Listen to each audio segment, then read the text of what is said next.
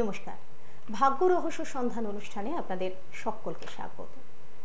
ভাগ্য রহস্য সন্ধান নামটা শুনেই বুঝতে পারছেন ভাগ্যের নানান রকম রহস্যের দিক, নানান রকম সমস্যা সমাধান, আরও অনেক কিছু যেগুলো থেকে এখনও আমরা আমাদের সেই জ্ঞানের জায়গাটা পূরণ করতে পারিনি, আমরা জানতে পারিনি, এমন অনেক রহস্যময় দিক রয়েছে।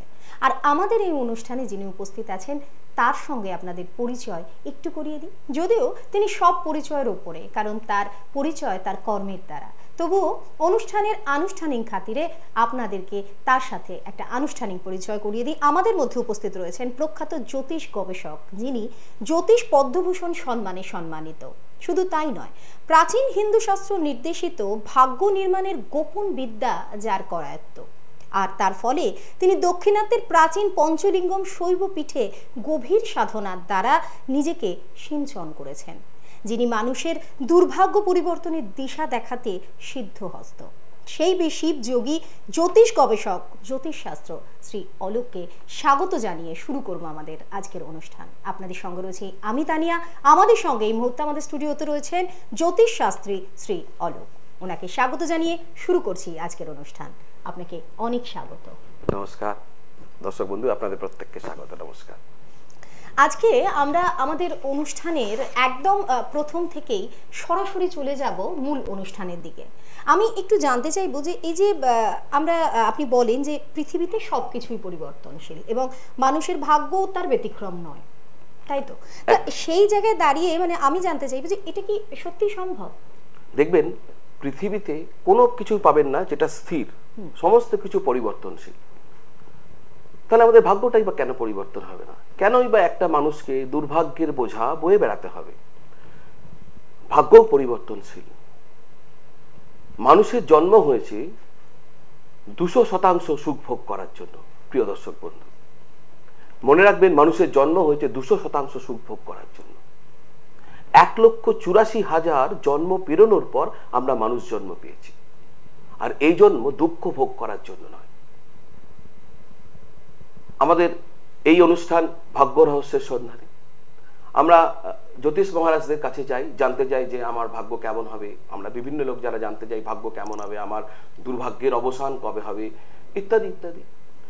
জ্যোতিষ মহারাজ কি করেন? তিনি তার বিদ্যা, পড়াশোনা, জ্ঞান অনুযায়ী তিনি একটা হরোস্কোপ নির্মাণ করেন এবং সেই হরোস্কোপ থেকে তিনি প্রেডিক্ট করেন যে এই হওয়ার আছে বা এই এই দোষ রয়েছে। বিভিন্ন রকম দোষ আমরা এখন নিয়ত শুনতে পাই: কালসর্প দোষ, ছন্ন ছাড়া দোষ, এক্স দোষ, ওয়াই দোষ, জেড দোষ, নানাবিধ দোষ মানুষকে কবলিত করে রেখেছে। তো জ্যোতিষ মহারাজ কি করেন? একটা প্রেডিক্ট, একটা ফল সামনে রাখেন, আমাদের এইগুলো হতে চলেছে বা হবে, বা আমরা সেগুলো ভোগ করছি। এই যে ফলাদেশটা করেন, এটা কোথা থেকে করেন, কিভাবে করেন, এটা হচ্ছে খুব ইম্পর্টেন্ট। জ্যোতিষ মহারাজ কি করেন? আমাদের যে হরোস্কোপ তৈরি হয়, কুণ্ডলিনী, আমরা যে কুণ্ডলী তৈরি হয়, যাকে আমরা হরোস্কোপ বলি, তার 12খানা ঘরে বিভিন্ন গ্রহের অবস্থান অনুযায়ী তিনি সেটাকে ব্যাখ্যা করেন। অর্থাৎ যদি ভালো গ্রহ ভালো জায়গায় বসে গেল ভালো হবে, ভালো গ্রহ খারাপ জায়গায় বসে গেল খারাপ হবে, বা খারাপ গ্রহ ভালো জায়গায় বসে গেল আরেক রকম ফল হবে। অর্থাৎ গ্রহর বিভিন্ন অবস্থান অনুযায়ী একটা ফল বলেন, এবং সেটাই ফলাদেশ। ইম্পর্টেন্ট হচ্ছে এখানে সব থেকে বেশি জানা যে এই গ্রহটাকে এখানে বসালো কে? কেন একটা ভালো গ্রহ একটা মানুষের জীবনে ভালো ঘরে বসলো না, কেন খারাপ ঘরে গিয়ে বসলো, কোন পদ্ধতিতে গিয়ে বসলো, কোন নিয়মের দ্বারা গিয়ে বসলো, এটা জানতে ইচ্ছা করে। এটা ভীষণ ইম্পর্টেন্ট। কি কে নির্মাণ করলো, কোন পদ্ধতি, কোন ফর্মুলা, কিসের জন্য, কিভাবে ভালো গ্রহ গিয়ে খারাপ ঘরে বসে পড়ছে, খারাপ গ্রহ গিয়ে ভালো গ্রহে বসে পড়ছে, আমাদের জীবন বিভিন্ন দোষে, বিভিন্ন সমস্যাতে ভরিয়ে তুলছে। এটা জানতে গেলে আমাদের জানতে হবে এটা যে পদ্ধতির দ্বারা এটা স্থিরীকৃত হয়, যে পদ্ধতির দ্বারা এটা নির্ণয় হয় যে কোন গ্রহ কোথায় বসবে, সেই অনুযায়ী আমাদের এ জন্মে আমরা কিরকম ফল ভোগ করব, এটা সম্পূর্ণ জানতে গেলে আপনাদেরকে পূর্বজন্মে যেতে হবে। পূর্বজন্মে? একদম পূর্বজন্মে যেতে হবে। কারণ ধরুন একটি ছেলে 4টে সাবজেক্টে পরীক্ষা দিয়ে এসছে, তো 4টে সাবজেক্টে যে পরীক্ষা দিয়ে এসছে 4 রকম তার রেজাল্ট হয়েছে। অবশ্যই তো কোনোটাতে বেশি নম্বর পেয়েছে, কোনোটাতে কম নম্বর পেয়েছে, তো কিভাবে ঠিক হয়েছে এটা? অর্থাৎ সে যেমন পরীক্ষা দিয়েছে, অর্থাৎ যেমন সে কর্ম করেছে সেমন সে ফল পেয়েছে। আচ্ছা আচ্ছা। এখানেও ঠিক তাই, পূর্বজন্মে মানুষ যেরকম যেরকম কর্ম করেছে সেই অনুযায়ী সেই ফল তার সামনে এসছে। তার মানে আমরা যদি এটা ভাবি যে আমরা যে হরোস্কোপটা করালাম, সেই হরোস্কোপে আমাদের যে নানা রকম মারাত্মক খারাপ দোষগুলো আছে, তা সেই কি তারও কি পরিবর্তন সম্ভব? সম্ভব। কি করতে হবে এক্ষেত্রে? আগে এই জিনিসটা আমরা একটু ব্যাখ্যা করে নিই, তাহলে আরো প্রাঞ্জল হবে জিনিসটা। সেটা হচ্ছে যে পূর্বজন্মে আমাদের যে কর্ম আমরা করেছি সেই কর্মের দ্বারা আমাদের সামনে যেটা এসছে সেটাকে বলে প্রারব্ধ ভোগ। অর্থাৎ জ্যোতিষ মহারাজ যেটা ব্যাখ্যা করছেন, এই ফলাদেশ বলছেন, সেটা হলো প্রারব্ধ ভোগ। প্রারব্ধ ভোগ কোথা থেকে আসছে? পূর্বজন্মের সঞ্চিত কর্ম চলায়মান হিসাবে বর্তমান জন্মে জাগ্রত হিসাবে প্রারব্ধ ভোগ হয়ে সামনে উপস্থিত হয়েছে, যেটাকে জ্যোতিষ মহারাজরা ব্যাখ্যা করছেন। এরকম প্রচুর দোষ রয়েছে, যার সমস্ত দোষের জন্য বা যা কিছু আমরা সুখ ভোগ করছি, শুধু দোষ বলবো না, যাই সুখ ভোগ করছি সেটার জন্য কিন্তু পূর্বজন্মের সঞ্চিত কর্ম দায়ী। আপনি অবাক হয়ে যাবেন, এই যে প্রচুর লোকের দেখবেন সন্তান হচ্ছে না, কিছুতেই বাচ্চা তারা অ্যাচিভ করতে পারছেন না, মেডিকেলি তারা ফিট, ডাক্তার বলছে যে কোনো সমস্যা নেই, মেডিকেলি ফিট, অথচ তারা বাচ্চা পাচ্ছেন, সন্তান হচ্ছে না। কেন হচ্ছে না? এর যদি পেছন দিকে যান, পূর্বজন্মে দেখা যাবে যে সেই জাতক বা জাতিকা কোনো না কোনো সাপ দ্বারা আক্রান্ত। সাপ মানে অভিশাপ হয় না, অভিশাপ দ্বারা আক্রান্ত। দর্শক বন্ধু, সর্প সাপে মানুষের সন্তান হতে চায় না। যদি পূর্বজন্মে কেউ সর্প সাপে গ্রসিত হয়ে থাকেন, তাহলে তার সন্তান হতে চাইবে না। যদি পিতৃ সাপে গ্রসিত হয়ে থাকেন, সন্তান হতে চাইবে না। যদি মাতৃ সাপে, খুব ডেঞ্জারাস, ধরুন মা, কিভাবে এটা হয়, ধরুন মায়ের 2-3 ছেলে রয়েছে, হ্যাঁ, মা যখন মারা যাচ্ছেন তাকে কেউ দেখছে না, মাকে কেউ দেখেন, আর মায়ের মৃত্যুকালে চোখ দিয়ে জল পড়ে গেল, মা মুখ দিয়ে বেরিয়ে এলো যে এর থেকে বোধহয় ছেলে না হওয়াই ভালো ছিল। এই যে অসহায় অবস্থা, মাকে যে অত্যাচার করে, সেই অসহায় থেকে মায়ের যে চোখে জল পড়ে, সেখান থেকে মাতৃসাপ উৎপন্ন হয় দর্শক বন্ধু। আর ওই মাতৃসাপের কারণে পরবর্তী জন্মে সন্তান পেতে কিন্তু প্রতিবন্ধকতার সৃষ্টি হয়। আরো আছে প্রেতজনিত সাপ, প্রেতাত্মা যারা, প্রেতজনিত কারণেও কিন্তু এই সাপ হয়। আমরা কুণ্ডলিনীতে, আমরা যখন কুণ্ডলী চেক করি, কোন হরস্কোপ চেক করি, যদি দেখা যায় যে দ্বিতীয় ঘরে কেতু বসে রয়েছে, পঞ্চম ঘরে কেতু বসে রয়েছে, বা পঞ্চম ঘরে রাহু দৃষ্টি রয়েছে, দ্বিতীয়তে কেতু রয়েছে, তাহলে জানতে হবে দর্শক বন্ধু নাগ দোষের কারণে বাচ্চা হচ্ছে, অর্থাৎ সাপেদের থেকে কোনো রকম একটা ডিস্টার্ব এসছে, যার জন্য এটা হচ্ছে না। এইরকম করে বিভিন্ন গ্রহ নক্ষত্রের অবস্থান থেকে কিন্তু আমরা প্রারব্ধ ভোগটা পাচ্ছি। তাহলে পূর্বজন্ম থেকে আপনার যেটা প্রশ্ন, তাহলে আমরা কি করে পরিবর্তন করব? একেবারে খারাপ সময়টা কি করে পরিবর্তন করতে গেলে আপনাকে পূর্বজন্মে গিয়ে এইটাকে ডিলিট করতে হবে। আচ্ছা, এই যে আবর্জনা স্তূপ, এইটাকে ডিলিট করতে হবে। ডিলিট কিভাবে করবেন? ধরুন আপনার এই ঘরে নোংরা জমে আছে, আপনি নোংরা যদি পরিষ্কার করে অন্য ঘরে রাখেন, অন্য জায়গায় রাখেন, তাহলে সেটা নোংরা হলো, এটা পরিষ্কার হলো। কিন্তু যদি আপনি আগুন লাগিয়ে দেন, যদি আগুন জ্বালিয়ে দেন, তাহলে কিন্তু সেটা শেষ হয়ে যাবে, শেষ হয়ে গেল। এখানেও ঠিক তাই, পূর্বজন্মের সঞ্চিত কর্মে যদি শিবাগ্নি প্রজ্বলিত করা যায়, তাহলে এই কর্মফল কিন্তু, সঞ্চিত কর্মফল ভস্মীভূত হয়ে যায় এবং মানুষের সৌভাগ্য শুরু হয়ে যায়, দুর্ভাগ্যের অবসান হয়ে যায়। এবার প্রশ্ন হচ্ছে কিভাবে শিবাগ্নিকে প্রজ্বলিত করবেন। আমার বিভিন্ন অনুষ্ঠানে এই চ্যানেলে একের পর এক, আমার অনুষ্ঠানের নাম ভাগ্য রহস্যের সন্ধানে, একের পর এক এই রহস্যগুলো উন্মোচন করব। আপনারা জানতে পারবেন, মনোযোগ দিয়ে দেখবেন, দেখলে বুঝতে পারবেন যে কি করে আপনারা পূর্বজন্মে যেতে পারবেন, এবং পূর্বজন্মে গিয়ে আপনাদের যে দোষী থাকুক না কেন, বিয়ে হচ্ছে না বা বিভিন্ন রকম যে সমস্যায় আমরা ভুগি, অর্থ রোজগার করতে পারছেন না, ব্যবসা ভালো করে চলছে না, নানা রকম রোগ, ভয়ঙ্কর গাল ভরা যে সমস্ত আমরা আজকের দিনে শুনতে পাই, বিভিন্ন দোষ, এক্স দোষ, ওয়াই দোষ, আমি দোষগুলোর নাম বলছি না, তাদের দোষগুলোকে দোষী করে কোনো লাভ নেই।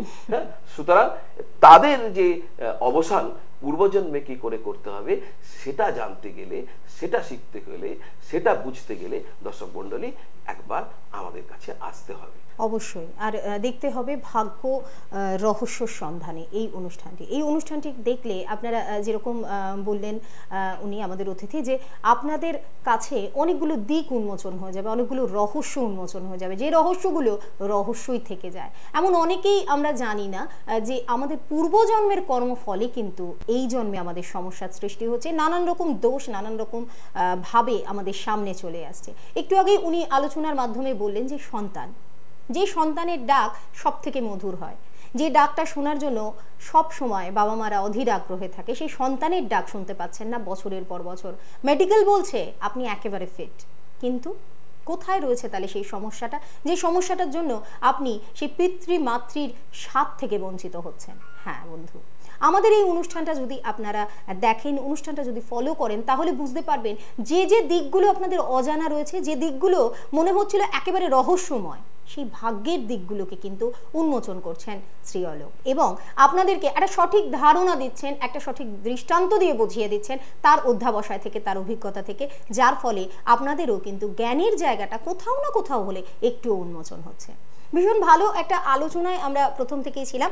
আলোচনায় আরও থাকবো, আরও নানান প্রশ্ন যেগুলো আপনাদের মনে জাগছে, এবং অবশ্যই আমার দ্বারা সেই প্রশ্নের উত্তরগুলো আপনারা পেয়ে যাবেন। আমারও মনে সেই প্রশ্ন জাগছে। তবে তার আগে একটু আপনাদের জানিয়ে দিতে চাইবো যে কোথায় গেলে আপনারা এই রহস্যের শুধু সন্ধানই পাবেন না, তার সঙ্গে পাবেন আপনার সমস্যার সমাধান। হ্যাঁ, আমি একটু ওনার চেম্বারগুলো আপনাদের জানিয়ে দিতে চাইবো। আপনারা মঙ্গলবার, শুক্রবার, শনিবার এবং রবিবার উত্তরপাড়ায় ওনার নিজস্ব গৃহে যে চেম্বার উনি করেন সেখানে পেয়ে যাবেন, ইয়াংস্টার ক্লাবের ঠিক পাশে।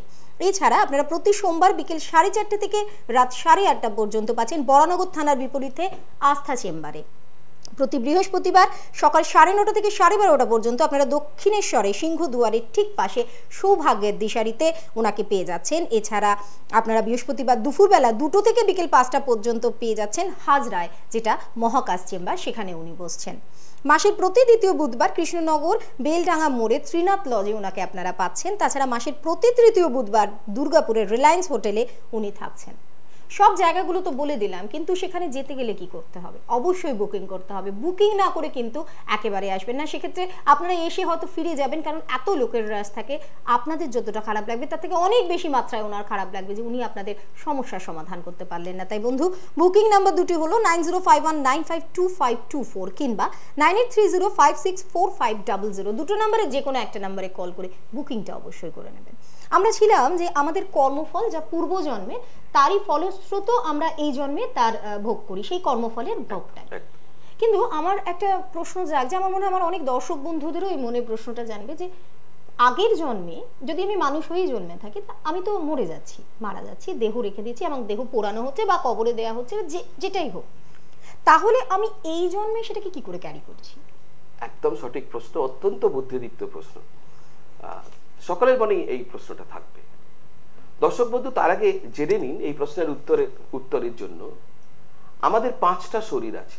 এই যে আমি বসে আছি, এই যে আমার সঞ্চালিকা বসে রয়েছেন, এই শরীরটা যেটা দেখতে পাচ্ছেন এটাকে বলে স্থূল শরীর, যেটা দেখা যায়, যেটাকে রিকগনাইজ করা যায়। ঠিক এর 5 আঙুল পরে আরেকটা শরীর আছে যেটাকে বলা হয় প্রাণ শরীর। এটা চোখে দেখা যায় না, কিন্তু বিজ্ঞান এত উন্নত হয়েছে, বিজ্ঞানের ক্যামেরার দ্বারা, যে ক্যামেরা আপনারা যদি কেউ ইন্টারনেট স্যাভি হন, ইন্টারনেট ইউজ করতে পারেন, তাহলে যদি গিয়ে ক্রিমলিন ফটোগ্রাফি বলেন গুগলসে গিয়ে, তাহলে এই ক্যামেরার সন্ধান দেবে আপনাকে। এই ক্যামেরা দিয়ে আপনি যদি ছবি তোলেন, তাহলে দ্বিতীয় সত্তাকে আপনি দেখতে পাবেন, যেটা হলো প্রাণ শরীর। তার ঠিক পরের লেয়ারে রয়েছে মন শরীর। মন শরীর কি? ধরুন আজ থেকে 2 বছর আগে, 5 বছর আগে, 10 বছর আগে আপনি কোথাও বেড়াতে গেছিলেন, মনে করুন পুরীতে বেড়াতে গেছিলেন। আর এখন আপনাকে যদি বলা হয় পুরী বৃষ্টিতে আপনি বেড়াচ্ছেন, সেই দিনকে কেমন, আপনি কিন্তু মনে করলে তৎক্ষণাৎ পৌঁছে যাবেন এবং ফিল করবেন। এটা হলো আপনার মন পৌঁছে গেল, এটাকে বলে মন শরীর। এরপরে হচ্ছে জ্ঞান শরীর। জ্ঞান শরীর মানুষের যত শেখা, আমরা এই যে জন্ম থেকে এখনো পর্যন্ত প্রচুর কিছু শিখেছি, কিছু মনে আছে, কিছু ভুলে গেছি। যেগুলো ভুলে গেছি তার মানে এই নয় সেগুলো জানিনি বা সেগুলো ছিল না।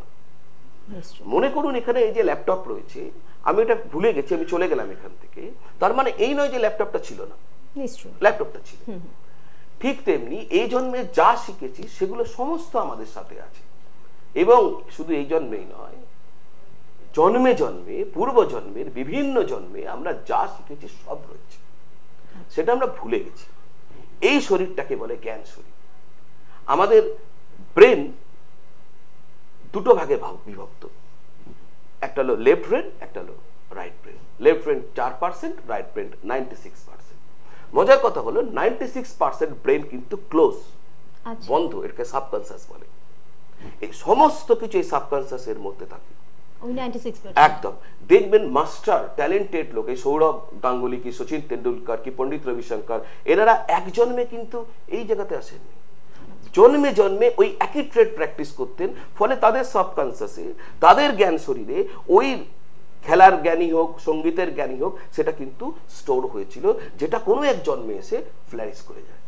মানে অদ্ভুত ব্যাখ্যা। এর আগে আমার মনে হয় না আমি কেন আমার কোনো দর্শক বন্ধু এরকম ব্যাখ্যা শুনেছেন, কারণ এই ব্যাখ্যা জানতে গেলে যে অধ্যাবসায়টা দরকার সেটা কিন্তু আমাদের অতিথি রয়েছে, এবং সেই জন্য সেই ব্যাখ্যাটাকে আপনাদের মধ্যে সঞ্চালিত করার জন্য বারংবার আপনাদের সামনে টেলিভিশনের মাধ্যমে আসা। আমি আরো একটু যদি একটু বিস্তারিত ব্যাখ্যায় যাই। আরেকটা শরীর আছে, আমি জ্ঞান শরীর বলছি। জ্ঞান শরীরের পরের শরীর হচ্ছে সূক্ষ্ম শরীর। তো মানুষ যখন মারা যান, মানুষের প্রাণ শরীর আগে মারা যায়। প্রাণ নেই বলেই স্থূল শরীর মারা যায়। দেখবেন যার ধরেন লোরেনিং কারোর আপনার বাহাতে প্রাণ নেই, তার বাহাতটা প্যারালাইজড হয়ে যায়, মানে বাহাতে প্রাণ নেই। প্রাণ কিন্তু প্রতিটা অঙ্গে অঙ্গে থাকে। তো যখন আমার প্রাণ শরীর থেকে প্রাণ চলে যায়, তখন আমার শরীর মারা যায়, অর্থাৎ স্থূল শরীর মারা যায়। দুটো শরীর মারা যায় দর্শক বন্ধু, প্রাণ শরীর এবং স্থূল শরীর। তিনটে শরীর কিন্তু থেকে যায়, মন শরীর, জ্ঞান শরীর এবং সূক্ষ্ম শরীর। এই তিনটে শরীর ওখান থেকে আত্মার সাথে বিলয় হয়ে পরবর্তী জন্মে আবার এসে উপস্থিত হয়। আচ্ছা, মানে ওইভাবে ক্যারি, এই যে উপস্থিত হচ্ছে পূর্ব জন্মের যাবতীয় কর্মফল, সেটা কিন্তু ক্যারি হয়ে চলে আসে, এসে নতুন যে আমাদের জন্ম, নতুন শরীরে আমাদের এটাও শুনবেন বিভিন্ন জায়গাতে আলোচনা হয়েছে, কুণ্ডলিনী চক্র বলে। আমাদের শরীরে 7টা চক্র রয়েছে। ইমাজিন করা হয় হিন্দু শাস্ত্র অনুযায়ী, হিন্দু শাস্ত্রের ব্যাখ্যা অনুযায়ী আমাদের শরীরে 7টা চক্র আছে। আমার মেরুদণ্ড যেখান থেকে স্টার্ট হয়, যেখানে টেল বোন, অর্থাৎ যেখান থেকে কল্পিত ল্যাজ রয়েছে মানুষের, সেইখানে যে চক্র রয়েছে তার নাম মূলাধার চক্র। তার থেকে 4 আঙ্গুল ওপরে, নাভি থেকে 4 আঙ্গুল নিচে স্বাধিষ্ঠান চক্র। ঠিক তারপরে আপনার এই করে করে আমি একে একে মণিপুর চক্র, অনাহত চক্র, বিশুদ্ধি চক্র, আজ্ঞা চক্র এবং সহস্রার, এইভাবে সমস্ত কিছু কিন্তু এই চক্রগুলোর মধ্যে এসে উপস্থিত হয়। এই চক্রগুলোতে এই যে গার্বেজ, এই যে সঞ্চিত কর্ম এসে উপস্থিত হয়, এটা যদি ভস্মীভূত করা যায়, এটা যদি মুছে ফেলা যায়, মানুষের প্রতিটি মানুষের যাবতীয় দুর্ভাগ্যের অবসান তৎক্ষণাৎ সম্ভব। অবশ্যই আমরা শুনেছি যে 7টা চক্র, যে চক্রগুলোর দ্বারা আমাদের সমস্ত কিছু হচ্ছে, কিন্তু এর সাথে মানে যোগসূত্রটা আমরা কিভাবে পাচ্ছি? বুঝতে পারলাম না, আবার বলুন। প্রশ্নটা হচ্ছে যে মানে এর সাথে আমরা যে এই যে আমাদের ভাগ্যের খারাপ সময়, ভালো সময় বলুন, পূর্বজন্মের কর্মফল বলুন, এই কর্মফলগুলোর সাথে কি এই চক্রগুলোর সাথে একেবারে? জাস্ট আমি আপনাকে উদাহরণ হিসেবে বলছি। ধরে নিন কোন মানুষ জীবনে দাঁড়াতে পারছেন না, বা তার পার্সোনাল লাইফে খুব ডিস্টার্ব, আমি এটা অ্যাস্ট্রোলজিক্যালি বলছি, ইমোশনালি তার দাঁড়াতে পারছেন না, হ্যাঁ, তার পার্সোনাল লাইফে খুব ডিস্টার্ব। এছাড়াও দেখবেন তার কোমরে ব্যথা রয়েছে, বা এরকম আপনি দেখবেন শুধু কোমরে ব্যথা নয়, তার হাঁটুতে ব্যথা রয়েছে, হ্যাঁ, তার লার্জ ইন্টেস্টাইনে প্রবলেম রয়েছে।